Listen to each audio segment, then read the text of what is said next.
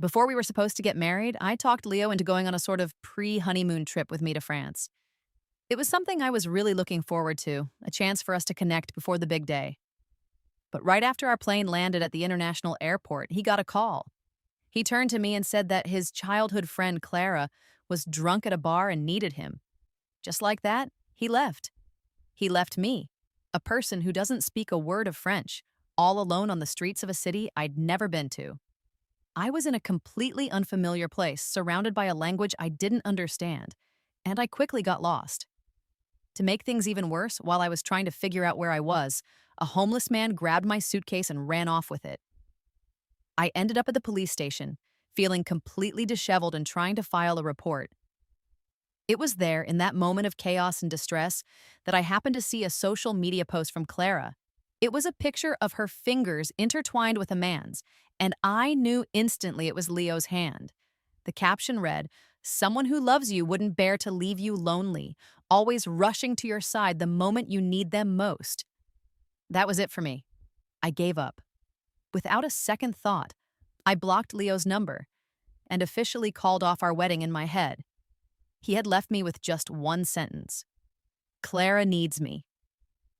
I was left standing alone in a foreign airport, staring at a sea of signs and notices that I could barely read.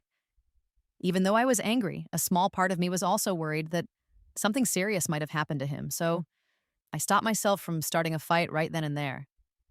I even sent him a message later asking if everything was okay, but he never replied. I walked by myself on the unfamiliar streets of France, not knowing the area or anyone in it, and it didn't take long for me to get completely lost.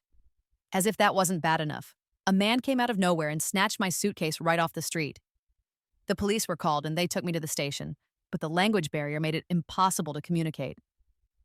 During the struggle for my suitcase, I had fallen and scraped my hands and knees, and they were throbbing with pain. Shivering and miserable, I tried calling Leo for help over and over again, but every single call went straight to a busy signal. After crying until my voice was hoarse, I saw Clara's post. Her hand was held tightly by another, larger, slender hand, set against the dim, moody background of a bar. The caption felt like a direct stab at me. I completely fell apart, crying uncontrollably as I sent him a flood of frantic messages, demanding to know what was going on. It wasn't until the early hours of the morning that he finally sent a short, dismissive reply. "As long as you're okay, try to be more sensible." He still wouldn't answer my calls.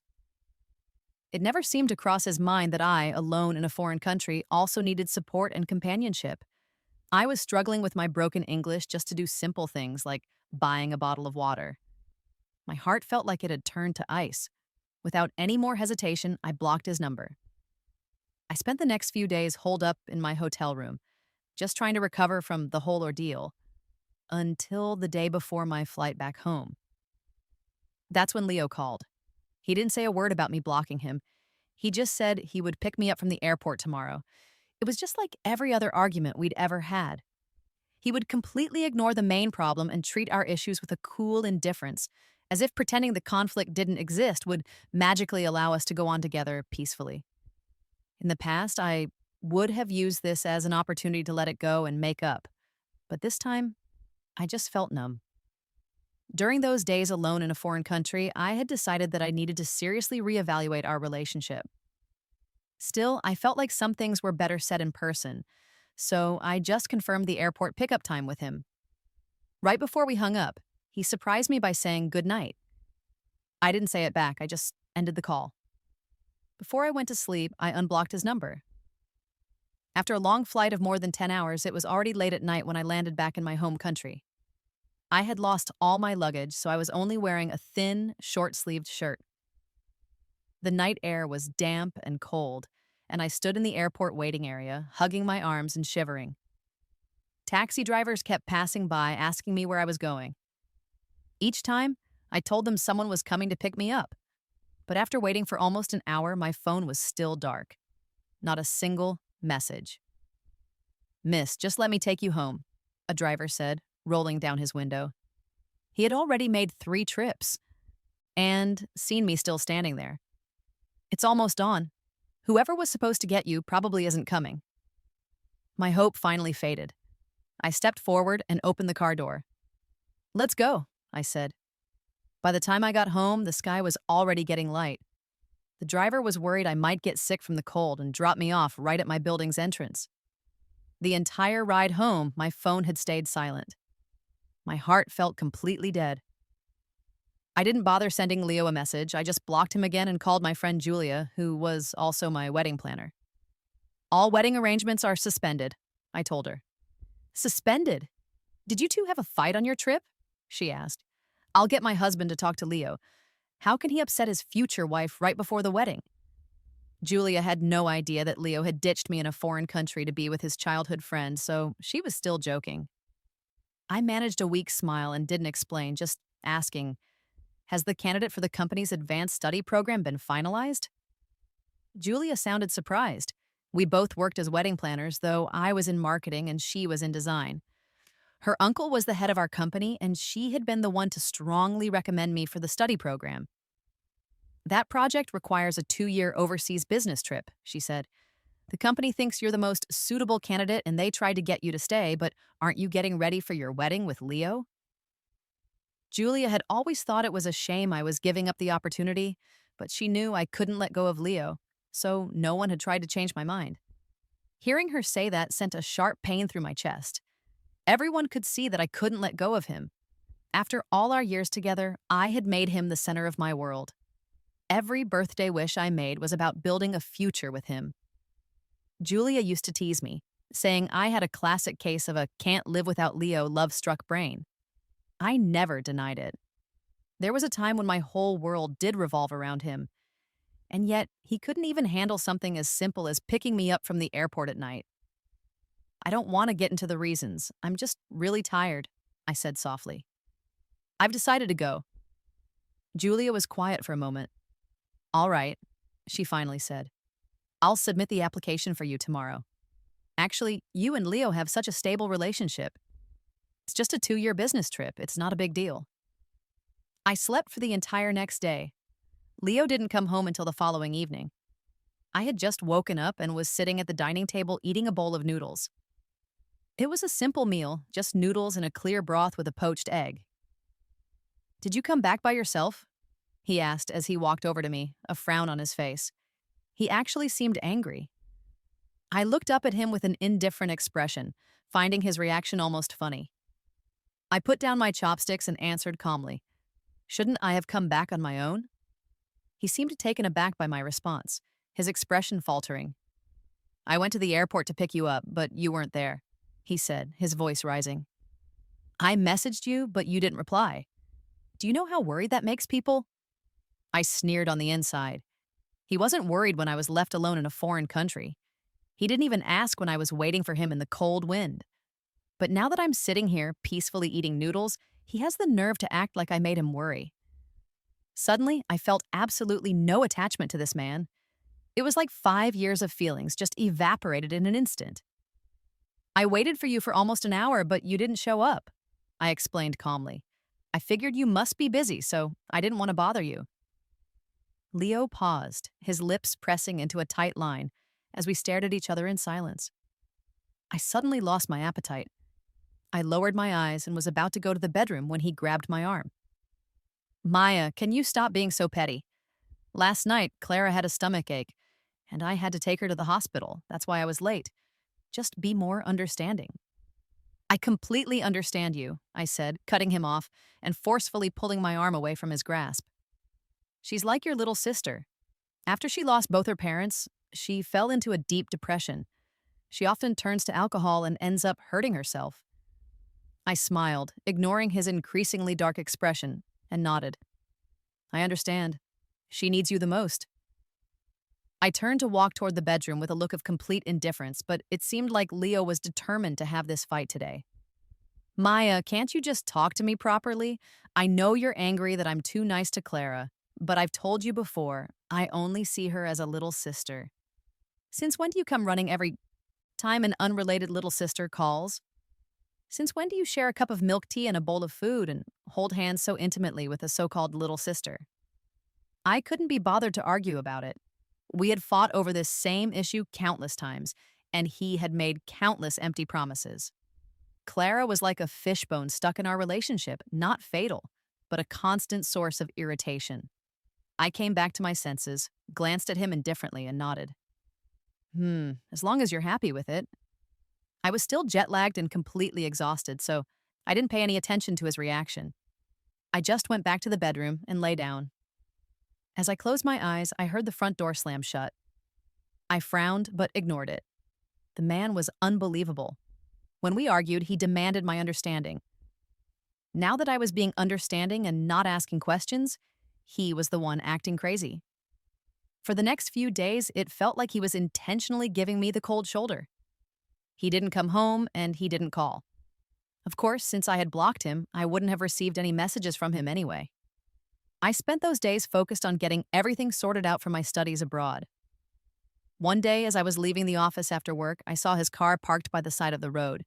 He rolled down the window. "Get in." I was a little surprised, but opened the passenger door and sat down. "About what happened the other day?" he started. "I should have explained it to you beforehand. I'll discuss things with you from now on." Just like that, a single lighthearted remark was supposed to brush away all the unhappiness from the past few days. I honestly didn't expect him to say something like that. Looking at his stiff expression, it seemed like just coming to find me was a huge concession on his part. I smiled and shook my head. "You don't need to explain anything to me. It's not necessary anymore." He frowned, a cold glint in his eyes. "Maya, Clara is your responsibility.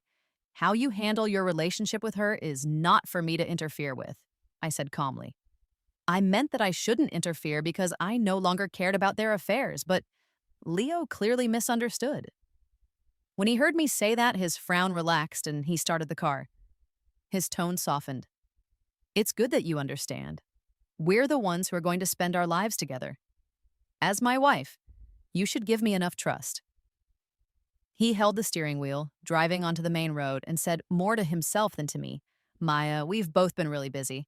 Since we have some time today, let's go buy our wedding jewelry. You can pick out whatever you like." I was looking down at a document on my phone. When I heard him, I looked up, blank. "We still need to pick out jewelry?" The words just slipped out. The car jolted as he looked at me, his eyes full of confusion. "Maya, weren't you the one who asked me to take you shopping last time?" I stayed silent. It was true. Before our trip, I'd begged him many times to go with me to pick out jewelry, but he was always impatient, just telling me I could swipe his card if I saw something I liked. It was so dismissive. The whole point of choosing jewelry together is the shared experience, the couple's shared vision for their future. In the past, his suggestion would have made me happy, but now, I just put down my phone, pressed my lips together, and said, "Let's just postpone it for now." Even though I had already decided to cancel the wedding, I didn't want things to get too messy between us. I was planning to use the study abroad opportunity as a reason to delay and then slowly negotiate the cancellation of our engagement. But my refusal made Leo's face darken completely. He turned the steering wheel and pulled the car over to the side of the road. He looked at me, his tone cold. "Maya, don't you want to pick out a ring?" Just then, my boss sent me a message. I lowered my head to deal with it and replied vaguely, "I've been really busy lately. I don't have time. You can leave me here. I need to go back to the office for some overtime." I tried to open the car door, but it was still locked. An even longer silence followed. I turned to look at him. Leo's face was severe. After a long while, he turned the steering wheel and drove me back to my company's entrance. As I opened the car door to get out, I suddenly heard him say, "If you don't have time, I can just take Clara for the trial." "As you wish." I brushed him off, leaving him with nothing but the crisp silhouette of my back as I walked away. I focused on confirming my further studies. During that time, Julia asked me if I was really going on a business trip for 2 years, meaning Leo and I would be in a long-distance relationship. "Maya, are you thinking of breaking up with Leo?" she asked, sensing something was wrong. I didn't hide it from her anymore and told her everything that had happened on the trip. Julia exploded. She stopped defending Leo and was now fully on my side. "Break up with him, leaving you alone in an unfamiliar country? What's the difference between that and murder? If you don't break up now, are you just waiting for a divorce later? That girl, she's not even related to him, always clinging to Leo under the excuse of being depressed. I heard from my husband that the last time Clara was hospitalized, she refused to let any of the nurses touch her and insisted that Leo personally take care of her. Just the two of them, alone together. Ugh, just hearing it makes me sick. As soon as she said it, Julia quickly covered her mouth and looked at me with guilt in her eyes. Maya, don't be angry. I didn't mean to hide it from you. It's just, we all know how much you like Leo and want to marry him. I smiled bitterly. Yes, there was a time when marrying Leo was my entire life plan. Even though it secretly hurt every time he chose another woman over me, I was like a traveler in the desert, clinging to the hope of finding an oasis. I thought he would change after we got married, but the truth is, if I don't deal with the pain now, it will only become a much deeper wound later, like right now. It hurts, but a decision has to be made. With Clara between us, it was never going to work. With Clara in the picture, it was never meant to be, I said. Julia was quiet for a few seconds. What if Clara didn't exist? She asked. I froze. I had never thought about that question, and I didn't understand why Julia would suddenly ask it. As I was lost in thought, a message popped up on my phone. It was from Clara. It was a video. When I opened it, I could hear her voice. Which one looks better, this one or that one? I think they both look good. The video showed her trying on rings while a salesperson flattered her. Your fingers are so slender. Any style would look beautiful on you. Your husband is so patient, accompanying you all this time. You can just tell you're a blessed woman. Then Clara's voice again. Leo, I'd like to look some more. I'm not really satisfied with any of these. And Leo's voice. As you wish. The video ended. Even though Leo never showed his face, his attitude was gentle and patient, a side of him I had never seen before. Then, a message from Clara came through. Leo said you blocked him, so I'm here to ask for your opinion. I've tried on all these styles for you, but they're not that great. Julia was furious. What does she mean by that? Is she trying to provoke you? I'll call her back and give her a piece of my mind. She tried to grab my phone, but I stopped her. We've already decided to break up. There's nothing left to care about. I let out a small laugh and replied with a single word. Oh, quick and decisive without even a period. After replying, I immediately blocked Clara too. Scumbags and schemers deserve each other. The official notice for my study program came through, so Julia and I went to a bar to celebrate. We were having a few drinks when my phone started ringing. It actually rang several times, but the music in the bar was so loud that I didn't notice it. It was Leo.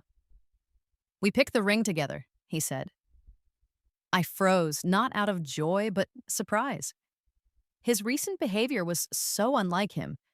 Before, he was always cold, distant, and indifferent, always making me give in first after every fight. When did he learn how to take the initiative and speak softly? I didn't know Clara sent you a message, he continued.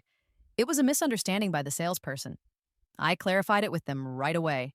Clara didn't take any of those photos. The bar was noisy and I was only half listening. Got it, I said, wanting to hang up, but Leo wouldn't let it go. Where are you? I'll come pick you up. I got goosebumps. This really didn't seem like the Leo I knew. In the past, he wouldn't even come to pick me up when I was discharged from the hospital after having my appendix removed. I figured he was just using Clara to deliberately post misleading things to provoke me. He was probably sure that, like in the past, I would get angry and rush over to confront him. He never imagined that true heartbreak doesn't come with loud arguments. No need, I said calmly. The company has a car. Beep, I hung up instantly. I held my phone and exchanged a confused look with Julia. It's fine, I said. Let's keep drinking. Another week went by. My appointment was finalized and my departure date was set. I figured the timing was right, so I planned to have Leo over for a proper talk. I unblocked his number and arranged to meet him at our home. It was almost laughable. Even though neither of us had officially moved out, we hadn't seen each other at all lately. I rarely went home, but when I did, his shoes were always in the same position by the entrance. Leo replied to my message almost instantly. Maya, wait for me to come home. His tone sounded more sincere than usual. He even added, don't worry.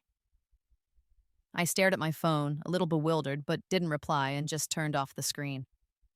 I didn't work overtime that evening. I bought some groceries on my way home. My plan was to break up with him peacefully, have one last meal together, and then part on good terms. I cooked a few dishes and sent a photo to Leo. He replied right away, okay, I'll be home soon. But after that message, there was nothing. This had happened before. He would promise to come home for dinner and then just go silent, not answering calls or replying to messages. I would wait at home, hungry, until he finally came back, looked at the untouched food on the table, and casually explained that something had come up and he'd already eaten. I wasn't going to be that foolish anymore. Seeing that he wasn't replying, I ate my meal alone and threw away all the leftovers. I was doing a face mask in the evening when he finally came back. He didn't even take off his shoes as he walked up to me, explaining, I was suddenly called into a meeting and my phone died, so I didn't see your messages. Leo rarely lost his composure, but he was actually apologizing. I'm sorry for making you go hungry again. I deliberately didn't eat any of the takeout tonight so we could have dinner together. I've already eaten, I said, removing my face mask, my expression indifferent. At this, Leo's expression changed. He looked at me, hesitating. I really was working overtime. I believe you, I answered quickly, but that only seemed to make him angrier. He gripped my shoulders as if venting his frustration and shouted, how much longer are you going to keep this up? I've been trying to appease you for so long. You were never this petty before. Clara is sick. Why do you have to pick a fight with someone who's ill? I pushed him away and walked to the sink to wash my face. Then I looked at him again, puzzled. I believed you had something going on, so I ate alone. My stomach isn't good. I can't go hungry. Leo was speechless. He hemmed and hawed for a long time, but couldn't come up with a real reason to be angry, so he just changed the subject. Maya, let's talk properly. I feel like there's an issue between us, he said, releasing his grip. The room was silent. He looked at me, his eyes full of things he wanted to say, but before a single word could come out, his phone rang. The caller ID said, Little Sister Clara. I glanced at it and pretended not to see, but Leo's next move surprised me. He hung up the phone. It rang again. He hung up again. But the person on the other end was persistent and called a third time. Leo hesitated. I took a step back. Answer it. It might be a matter of life and death. Leo looked grim, but answered the call. Clara was crying hysterically on the other end. Leo, I'm in so much pain. I really want to die. Should I just die? If I cut my wrist, I can go see my mom and dad, right? No one wants me, not even you. Leo, save me. I want to die. Has my condition gotten worse? I can't control myself. Don't move. I'm coming right away, Leo said hurriedly, trying to calm her down, but when his eyes met mine, he changed his tone. I'll send someone over. No, I only want you, or I'll die right here. I can't take it anymore. I feel like I'm going to die. Her screams grew more desperate. Leo's heart softened. He looked at me and said, sorry, with a guilty expression. Then he left without looking back, disappearing from my sight. Before he left, he told me he would be back soon and asked me to wait for him. I found it amusing.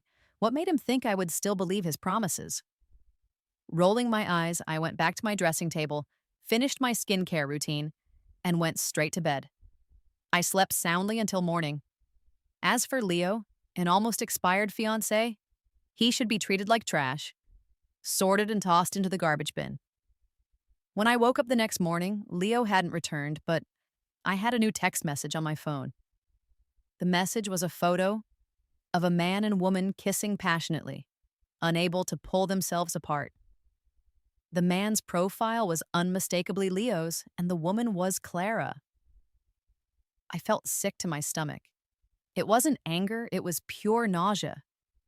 I had decided to let go of Leo, but deep down, a part of me still believed he hadn't actually cheated on me, that he just couldn't let go of his so-called responsibility. But this photo was clear proof. Leo had cheated with Clara. He had betrayed our relationship. I didn't reply. I just downloaded the photo. At that moment, Leo returned. When he walked in and saw me standing in the living room, a flash of unease crossed his handsome face. Maybe it was because of the photo, but I felt he looked guilty. Seeing my cold expression, he came over to try and coax me. I can explain. Clara had an episode and was threatening to commit suicide. When I got there, the knife was already at her wrist. It took a lot of effort to calm her down. He rarely spoke so much to explain anything, but I could only stare at the bright red hickey on his neck. When he reached out to touch me, I couldn't help but dodge away and angrily slap him across the face. Comfort me like this? I held up my phone, showing him the photo. Leo's face instantly turned pale. I can explain, he said, uncharacteristically flustered, but I didn't want to hear another word. I went to my room to pack my suitcase. My voice was cold and hard. Leo, the wedding is off. There's no future for us. My eyes were red.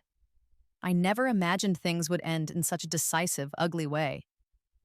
Adults should be able to part ways amicably, but Leo had eroded every last bit of trust I had in him. Maya, listen to me. Last night she kissed me forcefully. Nothing happened between us. I was afraid she would commit suicide, so I didn't dare push her away. I don't want to hear it.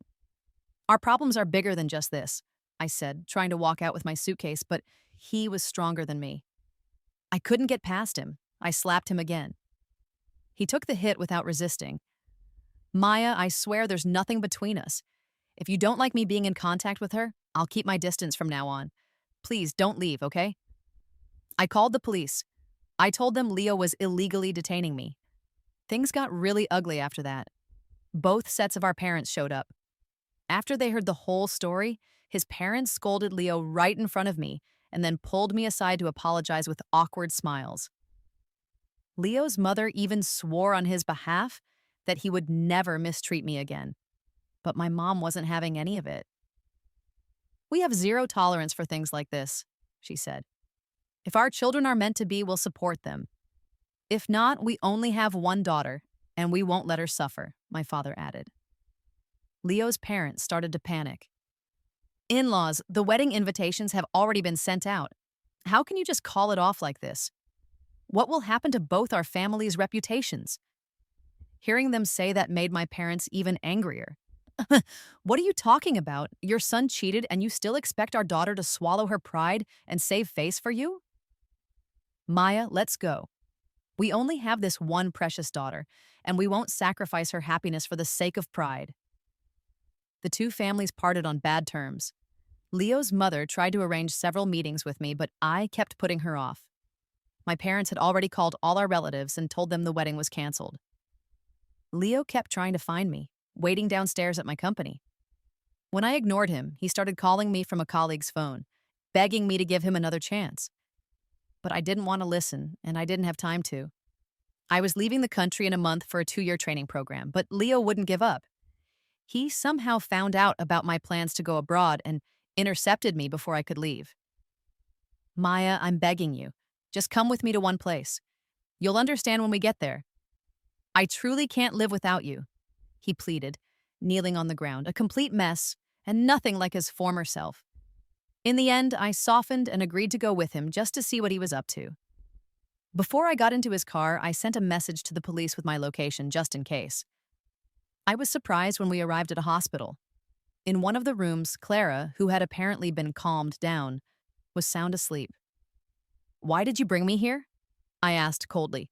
To make me forgive your affair? Leo's face darkened and his eyes immediately turned red. Maya, let me tell you a story. His story wasn't particularly short, but it wasn't very long either. He told me about growing up in a rigid, feudalistic family.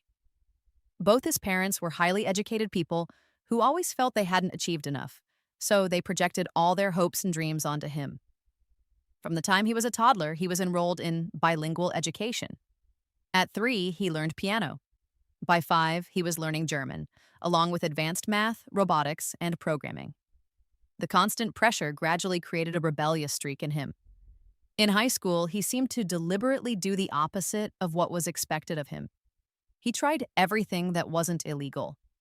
When he turned 18, he even volunteered to go on an expedition into an uninhabited wilderness area. At the time, Clara's father was his family's driver. Under Leo's forceful demands, he had no choice but to drive him into the wilderness. In the end, her father died there. They encountered a bear, and it was Leo's insistence on getting out of the car that led to the tragedy. So this was his way of making amends to Clara for her father's death. He had promised to take care of her for the rest of his life. But after Clara started university, her mother passed away from grief. And unable to handle the blow, she developed depression. From then on, she needed Leo by her side constantly. I finished listening. Maya, I only feel guilt towards Clara because I caused her father's death. That's why I take care of her. But I promise, I don't have any romantic feelings for her. I only see her as a little sister. The one I've always liked is you.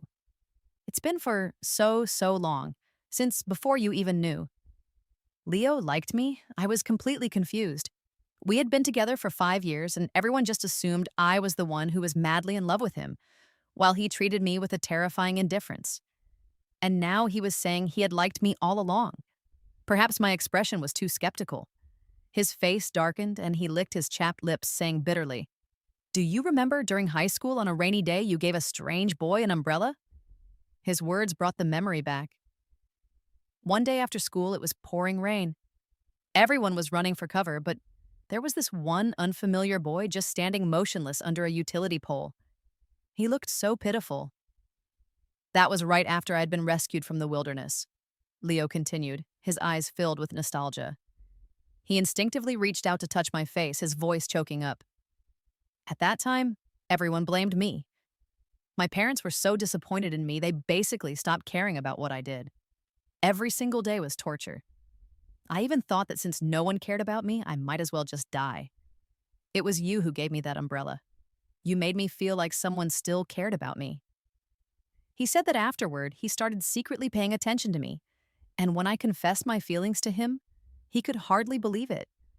He was being very affectionate, but I wasn't moved at all. In fact, I felt a little repulsed.